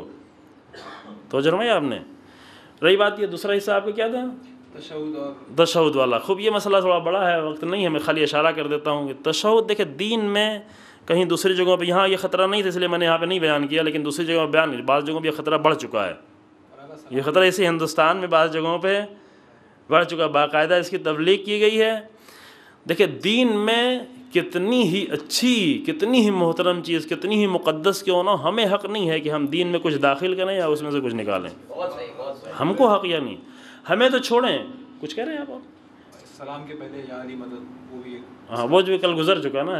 قرآن کا حکم جو ہے اس کے آگے تو ہم کچھ نہیں کر سکتے. قرآن کا حکم ہے کہ پہلا کام جو کرنا جب کسی سے ملنا سلام کرنا, پھر اس کے بعد زندگی بھر یا علی مدد کا بہت اچھا ہے, پہلے سلام کر لو.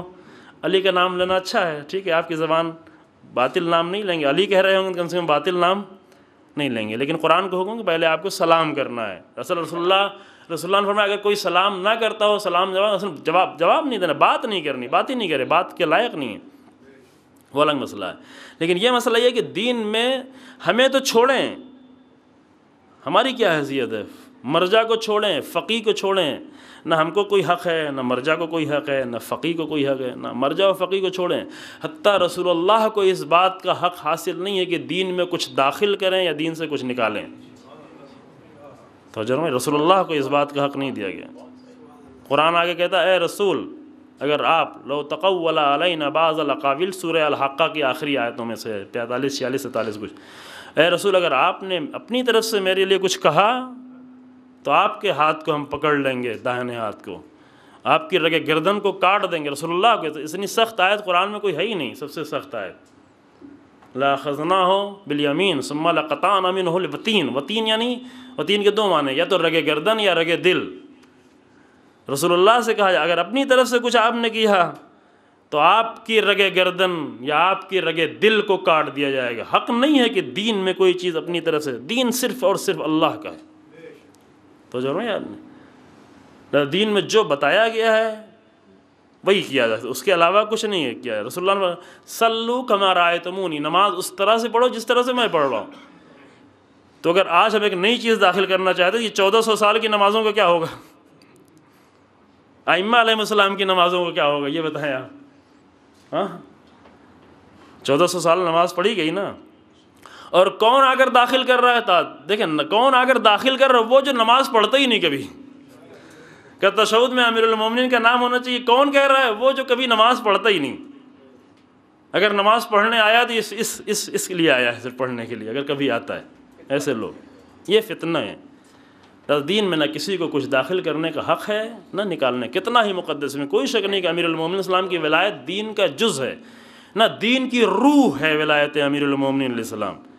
لیکن ہمیں نہیں کہ جہاں چاہیں ہم اس کلمے کو جا کے ہم قرآن میں وہ کلمہ ڈال کے بیچ میں ڈال دیں کہ بہت اچھا ہے تو لاؤ قرآن کے بیچ کی ایک آیت میں ہم اس کو لکھ دیتے ہیں. نہیں, ہمیں حق حاصل ہے. اگر دوسروں پر ہمیں کیا اعتراض کرتے ہیں, دوسروں ہم کیا کہتے ہیں, کہتے ہیں ہاتھ کیوں باندھ رہے ہیں, ہاتھ باندھنا کوئی عیب کی بات ہے.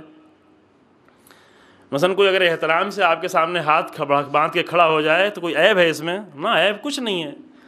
اور اگر کوئی کر بھی لیتا نماز میں, اگر جان بوجھ کر داخل نہ کیا گیا ہوتا اور کوئی کر لیتا تو اس کی نماز باطل نہ ہوتی. لیکن جب دین بنا کر داخل کیا گیا تو نماز باطل. دین بنانے کا کسی کو حق نہیں ہے. کیونکہ آپ کو معلوم ہے کیسے ہوا, خلیفہ دوم کا زمانہ تھا, ایک غلام آیا اسیر, وہ ان کے سامنے احترام ایسے کھڑا ہوا تھا. کہا ایسے کیوں کھڑے ہو, کہا کہ ہم اپنے بزرگوں کے سامنے اسی طرح سے کھڑے ہوتے ہیں احترام میں. تو ان کو بہت اچھا لگا, اچھی بات تھی, اچھا لگا. لیکن یہاں تک تو ٹھیک ہے کہ اچھا لگا. پھر انہوں نے جو کوشش کی وہ کیا کی, کہا کہ سب سے بڑا تو اللہ ہے. لیکن سوچا بھی اچھا انہوں نے, سب سے بڑا تو اللہ ہے, تو اللہ کے سامنے ایسے کھڑا ہوا جائے. کہ یہ ہمیں حق نہیں ہے. ٹھیک ہے اللہ سب سے بڑا ہے, بزرگوں کا احترام ہے, لیکن ہم یہ نہیں کہہ سکتے کہ چلو اس طرح کھڑا ہو جائے. الصلاۃ خیر من النوم کون سا برا کلمہ ہے, برا لفظ ہے. نماز جو ہے نیند سے بہتر ہے, یہی تو ہے کہا نا, اس میں کوئی برائی ہے, کلمے میں تو کوئی برائی نہیں ہے, کلمے میں کوئی برائی نہیں ہے. لیکن یہ حق نہیں ہے کہ ہم آ کر کسی کو دین میں داخل کریں اس کو. تو جو ہے آپ نے بس یہ کسی کو اجازت نہیں ہے. میں نے کہا کہ یہی سارے خطرات ہیں جو ملنگیت کے نتیجے میں آتے ہیں, اور ہو سکتا ہے آئیں آپ تک. آخری سوال, دیکھیں ٹائم ختم ہو گیا, اگر کوئی جانا چاہے تو جا سکتا ہے. آپ سوال آپ جاری رکھیں. آخری سوال آئے گا, یہ گروہ کے سلسلے میں آپ نے کچھ فرمایا تھا 2 دن پہلے, جس کے اندر آپ نے بتایا تھا کہ کافی گروہ بن چکے ہیں ہماری جی سوسائٹی میں. اور اس کے بارے میں آپ نے پھر یہ سوال ایسا ہے کہ کچھ لوگوں کا یہ کہنا ہے کہ ولایت فقیہ کی بات کرنے سے قوم میں اختلاف ہو رہا ہے اور ایک گروہ جیسا بنا ہے جو اور رہبر کے نام پر ایک نئی پارٹی بن رہی ہے. کیا یہ صحیح ہے؟ خوب، یہ ایسے ہی ہوا کہ جیسے رسول اللہ بھی جب آئے تھے کلمہ لا الہ الا اللہ کہنے کے لیے تو وہ بھی ایک گروہ بن رہا تھا. اس میں کون تھے؟ بلال تھے، عمار تھے، تھوڑے سے لوگ تھے، گروہ بن گیا تھا. حق کے راستے میں گروہ بنانا البتہ وہ گروہ نہیں ہوتا، وہ اللہ. دیکھیں قرآن کی جگہ ہوا فرقہ، ایک ہوتا ہے فرقہ، ایک ہوتا ہے اللہ کا گروہ. قرآن نے کیا کہا؟ الا ان حزب اللہ، اللہ کا گروہ یہ غالب ہے، یہ کامیاب ہے. اللہ کا گروہ بنانا اس میں کوئی عیب نہیں ہے. ابھی حزب اللہ کا نام لیتے ہوئے لوگ ڈرتے ہیں. قرآن کا یہ قرآن کا لفظ ہے، یہ قرآن والی حزب اللہ میں کہہ رہا ہوں. البتہ وہ لوگ بھی جو قرآنی والے حزب اللہ ہیں، جو قرآن کے راستے پہ چلتے ہیں جب لبنان میں. لیکن میڈیا نے پیچھے جو میڈیا جو ہے ظاہر ہے اسرائیل کا میڈیا جو ہے وہ باطل کے پیچھے تو نہیں پڑے گا، حق کے پیچھے پڑے گا. اسرائیل کا میڈیا باطل کو تو نہیں کہے گا باطل، حق کو باطل کہے گا.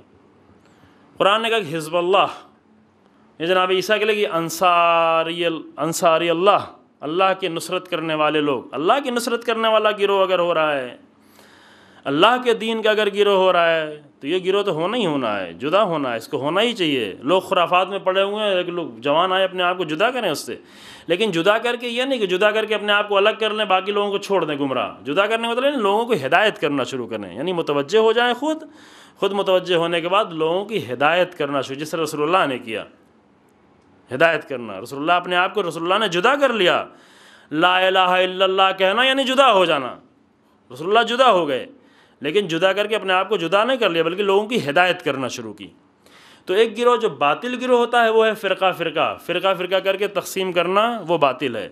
لیکن لوگوں کی ہدایت کرنا، لوگوں کی ہدایت کرنے میں جوانوں کو ایک ایسا گروہ بنانا، ایک ایسی امت بنانا کہ جو الہی امت ہو، ایک الہی گروہ ہو، یہ تو چاہیے ہے. ورنہ تو امام حسین علیہ السلام پہ بھی لوگ اعتراض کرتے ہیں کیوں اپنے آپ کو جدا کر لیا، پورے امت سے کیوں جدا کیا. کہ امت اگر یزیدیت کے راستے پہ جا رہی ہے تو وہاں پہ حسینیت کا راستہ جدا ہونا پڑے گا. وہاں ضروری ہے اپنے آپ کو جدا کرنا، یہاں لازم اور واجب ہے اپنے آپ کو جدا کرے. لیکن جدا کر کے دور نہ کر لے اپنے آپ کو، بلکہ جدا کرنے کے بعد فکری اعتبار سے، سمجھ کے اعتبار سے اپنے آپ کو جدا کرے، لیکن امت کے درمیان میں رہتے ہوئے سب کی ہدایت کا انتظام کرے. والحمدللہ رب العالمین، وصلی اللہ علی محمد و آلہ الطاہرین.